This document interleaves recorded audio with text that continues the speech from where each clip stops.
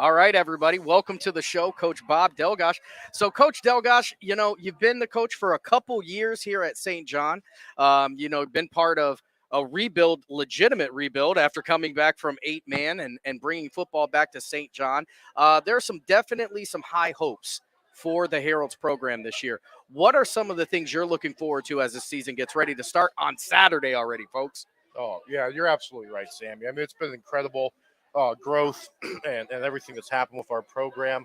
Just to talk about that real quick, I mean, you're absolutely right. When me and Coach Bento took over, we had an 8-man team.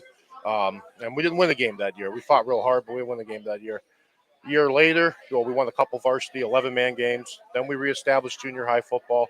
Now we've got the Freeway League, which a lot of the credit goes to those coaches down there. They really did all the work. But, now we're playing contact football 3rd through 12th grade, and all of the teams have deep rosters. So I'm excited about beyond this year, Yeah. But we should look at this year first, right? Yeah. One thing at a time. And, it's just we're excited. I mean, we have talent, we have size, but most importantly, we got a group of kids with a lot of heart and a lot of desire. And, well, let's face it. I know we got some newcomers, and they've all been great, but we've also got some people that have been here for a while, and they're hungry. They're hungry for a big season, and I think we're going to deliver on it. Yeah, it's been fun to watch. We've obviously, I think the first year of St. John football was the year me and Ryan start this show. So, it was cool to get to see kind of the evolution of football over at St. John. Ryan, you talked about the youth league. Ryan dove headfirst into the youth league, and shout out to my old partner from 440 and Gold days, Ryan Cole and Mike and Dean and the entire group over there at that SJYFL. Like you said, they're doing just a great job, great numbers. And it makes a difference, I think, for head coaches at the high school level when you've got guys who have, played football before they get there. It's a lot easier to game plan when you're not teaching how to tackle in July. Yeah, that's 100% right. We're already reaping some of those benefits, right? Because, like I said, when we reestablished the junior high program, now the athletes that are coming to us, like we got freshmen this year that are going to see the field a lot. And, Carlo Fasano is a good example. And you saw him the other night in the scrimmage. He did great at the end there playing defensive end. I mean, he had a couple tackles for loss and everything. And I just don't know if that happens if he doesn't have the opportunity to have really good coaching in the 7th and 8th grade like he did. So yeah, and you talk about some of the young guys, and we're going to get into the players this year. You guys have had a great base. I think this senior class is special. There was obviously some additions coming by way. I think it's safe to talk about the transfers because it made the paper, so I'm not giving out any state secrets. Right. You got a couple transfers in that are going to help solidify and bolster up that line play. But let's talk about some of those seniors that have really earned their stripes behind the shield at St. John. And, guys like Vin Narducci, Will Anderson, Ryan, these guys who have taken their hits and are ready to go out, and it's time to hit back.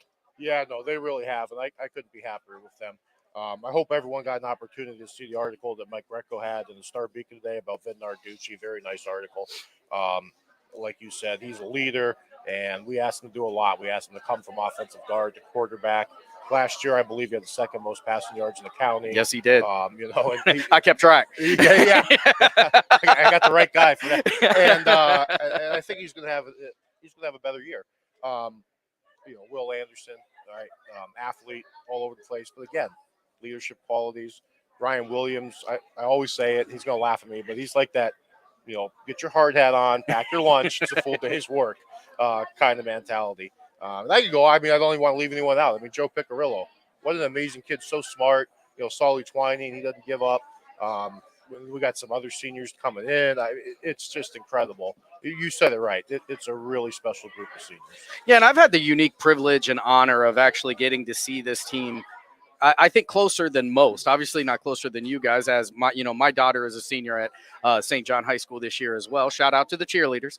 But, one of the things I think that sticks out when I look at this team and the makeup is the closeness of this team, and this is a bunch of guys that want to fight for each other. I think that's one of the benefits you have at being in a smaller school, because that camaraderie is there. You're seeing these kids every day in the halls, every day, and most of the time in the same classes. Since these kids were kindergarten, first grade. Talk about how some of that camaraderie, and you get to see the benefits of that on the field. Yeah, you're absolutely right. I mean, these kids can't get away from each other during the day. I mean, they just shuffle from one class to the next, and there's times where I'll have three of them, or I'll have them 3 times a day for class between the different subjects I teach and stuff. And I guess that's a blessing. I don't know if I want all of them that many times, but you're right. And so that closeness and that tight knit community, the smallest of our school helps. And I got to say too, one of the things I love about Saint John is it's kind of like a one team, one fight mentality. I mean, these girls come to our games, we go to theirs. All the programs support each other. We still share some athletes a little bit. I mean, Will and Anthony, they're golfers. Yeah. But we work with Coach Fortune. It's not a problem because we're all in this together. So it's a school-wide camaraderie that really makes it special for me as a teacher and a coach. So, one of the other things that's changed in the last couple of years, you guys got football back. You guys weren't necessarily part of a conference yet, but you guys get to join the NAC, which is growing every year, seemingly, adding in Grand Valley this year, Cardinal next year. How nice is it to kind of have a conference, go after that title, and a little bit of regulation of your schedule? Well, yeah, I mean, that's been great. And I think at the time where we were independent made a lot of sense. Schedule the games that in all of our sports that were good fits for that year, because from year to year we fluctuate so much. But now we're at a point where we can be competitive with these schools consistently. Your Wyndhams and your Deanna Matthews and all that. So and you build rivalries, and you build those types of things. And it's kind of fun too, because we might, like I just said, the whole team might be in the gymnasium on a Wednesday night cheering these guys on against whoever. Fairport. Hey, maybe I'll just you got ahead of me on that one, Coach. I was going to ask you which one gets the double circle. And then on Friday night we're playing the same team. It's so cool. Yeah. Being in the conference, I'm glad it's expanding. I think Grand Valley is going to be a great addition. I love the fact that now the county schools are all kind of lumped together in at least 2 conferences. Yeah. So we're guaranteed 2 county games a year. And so it's been neat. It's been good. So another thing that you guys have had the benefit of this year is the growth of the team as a whole. So, I can remember the years where, St. John had 11 guys on the field and 3 guys on the sideline. That is not the case this year. Got a chance to head all the way down to Latonia, which is also one of our YSN schools, but way, way down there, about an hour and 15 minutes away. And you guys had the actual chance and ability to go out with a group of 1s and a group of 2s. How much is that? How much does that make your job easier? And also, how much do those guys help sharpen up the 1s?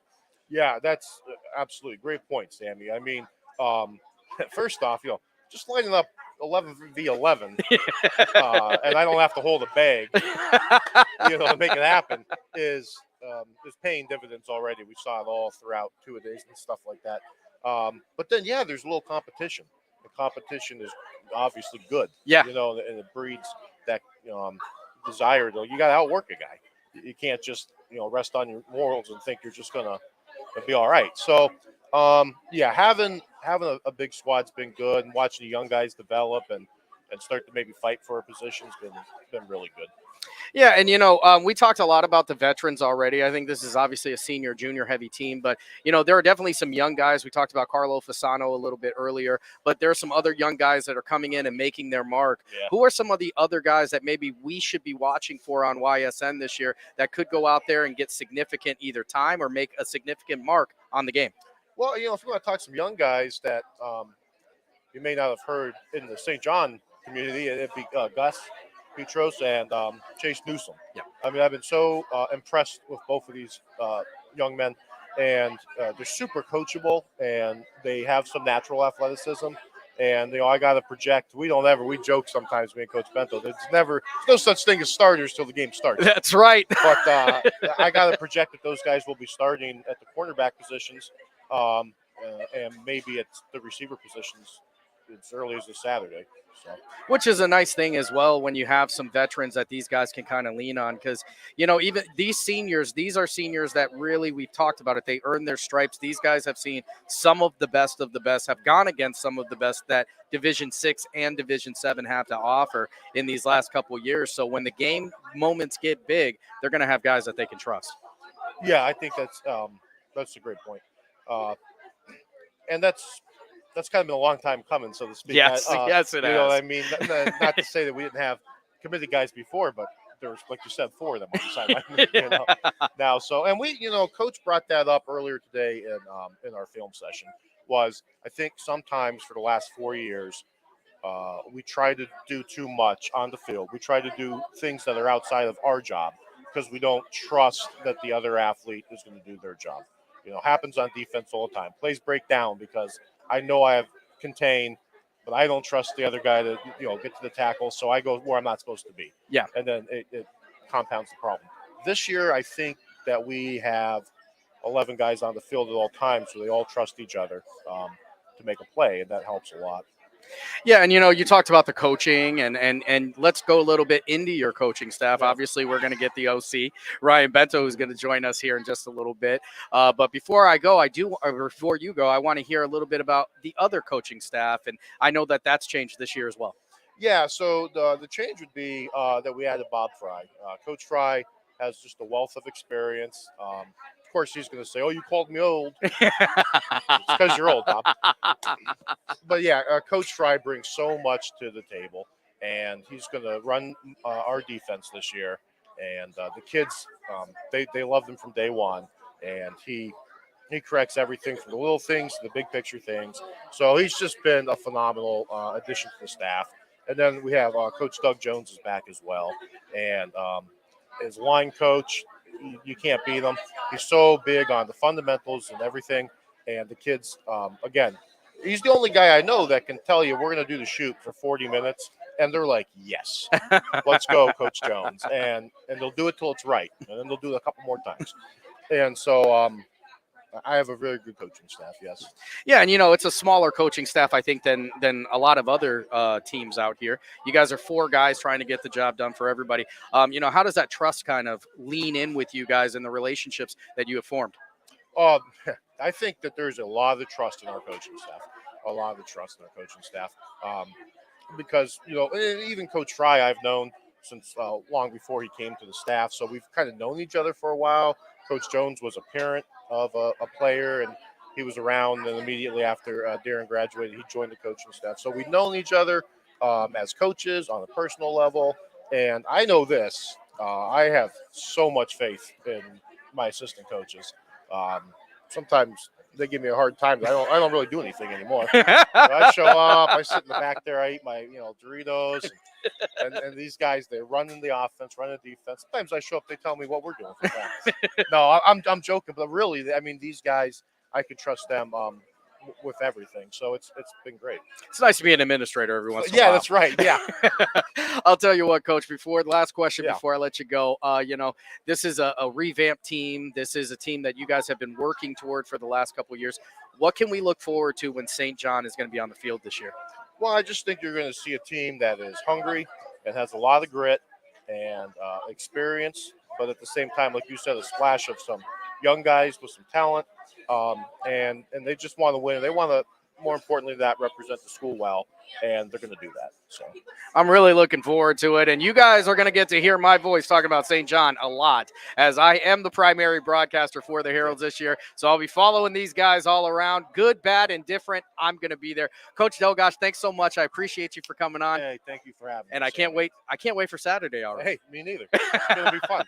All right, we're going to go to a quick break, folks, and then when we come back, we're going to have the offensive coordinator, Ryan Bento, joining us right here on the 440 Sports Show.